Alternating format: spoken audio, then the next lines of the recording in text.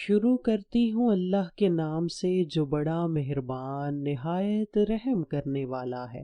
صحابہ اکرام کو رسول اللہ صلی اللہ علیہ وآلہ وسلم سے دل و جان سے محبت تھی۔ جب حضرت عمر نے حضور کریم کے وصال کا سنا تو اپنی تلوار نیلام سے باہر نکال کر فرمانے لگے، میرے آقا کا وصال نہیں ہوا ہے، وہ اپنے رب سے ملنے کے لیے گئے ہیں۔ ابو بکر صدیق نے فرمایا کہ اے عمر فاروق، ہمارے آقا کا وصال ہو گیا ہے۔ پھر حضرت عمر نے اشارے سے کہا کہ نہیں، میرے آقا اللہ تعالیٰ سے ملاقات کرنے کے لیے گئے ہیں۔ اس کے بعد ابو بکر صدیق رضی اللہ تعالیٰ عنہ حضرت عمر فاروق کے کہنے پر ممبر پر چڑھ کر اعلان فرمانے لگے کہ جو بھی اشخاص حضور کریم کے دین پر چلے ہیں وہ قائم رہیں۔ یہ بات یاد رکھو کہ عبادت اس کی جاتی ہے جو ہمیشہ سے ہے اور ہمیشہ ہی رہے گا۔ خدا باری تعالیٰ ہمیشہ زندہ تھا اور ہمیشہ ہی رہے گا۔ تم لوگ اللہ تعالیٰ کی عبادت کیا کرو۔ ہمارے آقا و دو جہاں اس دنیا سے پردہ فرما گئے ہیں، تم خدا باری تعالیٰ کی عبادت جاری رکھو۔ اللہ ایک ہے، وہ واحد لا شریک ہے، اس کے سوا کوئی عبادت کے لائق نہیں، تم بس اسی کی عبادت کرو۔ جب حضرت ابو بکر صدیق نے قرآن مجید کی اس آیت کی تلاوت فرمائی، محمد اللہ کے رسول ہیں، اگر ان کو موت آ جائے یا پھر ان کو شہید کر دیا جائے تو کیا تم اسلام کو چھوڑ دو گے؟ حضرت ابو بکر کی زبان مبارکہ سے یہ تلاوت سنتے ہی حضرت عمر فاروق زمین پر بیٹھ گئے اور فرمانے لگے، یہ تو اللہ کی کتاب میں موجود ہے کہ حضور بھی وصال پائیں گے۔ حضرت ابو بکر صدیق نے حضرت عمر فاروق سے فرمایا کہ جی ہاں، یہ قرآن پاک میں بھی موجود ہے، اللہ تعالیٰ کی ہر مخلوق نے ایک نہ ایک دن مرنا ہے، یہ میرے رب کریم کا فیصلہ ہے، اجل کا فیصلہ اٹل ہے۔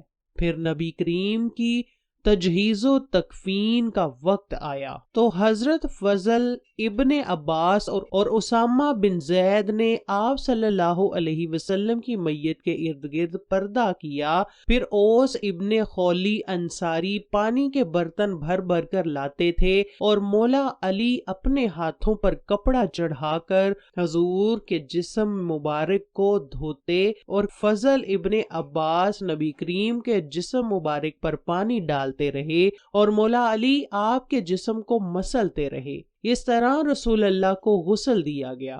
یہی دونوں نبی کریم کے جسم مبارک کی کروٹیں بھی تبدیل کرتے رہے کہ نبی کریم کے جسم کے ہر حصے میں پانی چلا جائے تاکہ اچھے طریقے سے غسل ہو جائے۔ پھر حضور کو 3 سفید کپڑوں میں کفن دیا گیا، اسی طریقے سے کفن آج تک مرنے والوں کو دیا جا رہا ہے۔ جب نبی کریم کی سانسوں کا آخری وقت تھا تو حضرت انس رضی اللہ تعالی عنہ نے حضور کریم سے سوال کیا، یا رسول اللہ صلی اللہ علیہ وسلم، جب آپ کا وصال ہوگا تو آپ کو غسل دینے کی اجازت کس کو ہے؟ اس پر رسول اللہ نے فرمایا کہ اے انس، میرے اہل بیت مجھے غسل دیں گے۔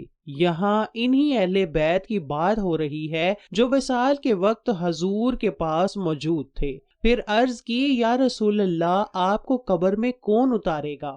نبی کریم نے فرمایا کہ میرے اہل بیت۔ پھر دریافت کیا، یا رسول اللہ، آپ کا نماز جنازہ کون پڑھائے گا؟ رسول خدا کی آنکھوں میں آنسو آ گئے۔ آپ نے فرمایا کہ جب میرا وصال ہوگا تو سب سے پہلے مجھ پر اللہ تعالیٰ اور اس کے فرشتے درود و سلام بھیجیں گے۔ پھر رسول اللہ نے فرمایا کہ اللہ تعالیٰ کے حکم سے جبرائیل امین میری میت کے پاس آ کر دعا فرمائیں گے، پھر میرے اہل بیت کے سب مرد میرے پاس آ جائیں گے، وہ دعا فرمائیں گے۔ اس کے بعد میرے اہل بیت کی عورتیں اور بچے آ کر دعا کریں گے۔ اس طرح پھر غلاموں کے مرد، بعد میں عورتیں، اور پھر مہاجرین کے مرد، اور پھر عورتیں آئیں گی، پھر ان سب کے غلام آئیں گے۔ اس طرح نبی کریم کے جنازے پر درود و سلام پڑھا جائے گا۔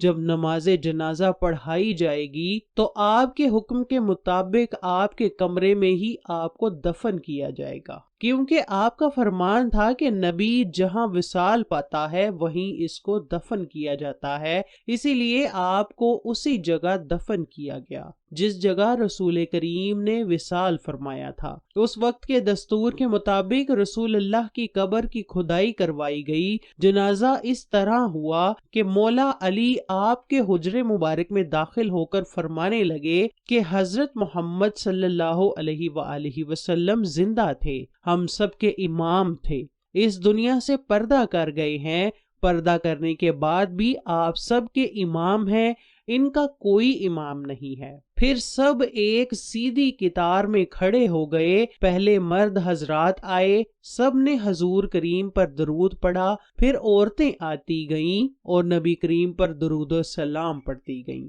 پھر بچے اور غلاموں نے نبی کریم پر درود و سلام بھیجا۔ اسی طرح پیر اور منگل کا دن رات کے وقت نبی کریم کا جنازہ مکمل کیا۔ لکھنے والا لکھتا ہے کہ اس عمل کو کرتے کرتے 32 گھنٹے کا سماں لگ گیا تھا۔ جب رسول اللہ کو قبر میں اتارنے کی باری آئی، مولا علی حضرت عبد الرحمن بن عوف اور اسامہ بن زید رضی اللہ تعالی عنہ اور ایک غلام نے مل کر حضور کریم کے جسم مبارک کو قبر میں اتارا۔ جب رسول اللہ کے جسم اطہر مبارک کو جب یہ چاروں لوگوں نے قبر میں اتار کر باہر نکلے تو مغیزہ ابن شیبہ رضی اللہ تعالی عنہ سے برداشت نہ ہو رہا تھا، انہوں نے اپنی انگوٹھی انگلی سے اتار کر قبر میں پھینک دی۔ انہوں نے مولا علی سے درخواست کی، مولا میری انگوٹھی قبر میں گر گئی ہے، کیا مجھے انگوٹھی قبر سے نکالنے کی اجازت ہے؟ مولا علی نے اجازت دے دی تو وہ رسول اللہ کی قبر میں اترے اور آپ کے جسم مبارک سے لپک کر زاروں قطار رونے لگے۔ جب وہ قبر سے باہر آئے تو حضور کی قبر اطہر کو مٹی سے بند کر دیا گیا۔ اس وقت حضرت محمد کی لاڈلی بیٹی بی بی فاطمہ وہاں موجود تھیں۔ وہ صحابہ اکرام کو فرمانے لگیں کہ آپ لوگوں میں آقا و دو جہاں کو قبر میں اتارنے کا حوصلہ کہاں سے آیا تھا؟ کیسے قبر کو بند کیا اور مٹی ڈالتے رہے ہو؟ تو صحابہ اکرام نے جواب دیا کہ اللہ تعالیٰ کا یہی فیصلہ ہے، یہ اٹل ہے، قیامت کی سب روحوں نے ایک دوسرے سے ملنا ہے۔ اللہ تعالیٰ سے دعا ہے کہ اللہ تعالیٰ ہم سب کو روز قیامت اپنے رشتہ داروں سے ملا دے۔ اللہ تعالیٰ سے دعا ہے کہ اللہ تعالیٰ ہم سب کا قبر میں حساب کتاب آسان فرمائے۔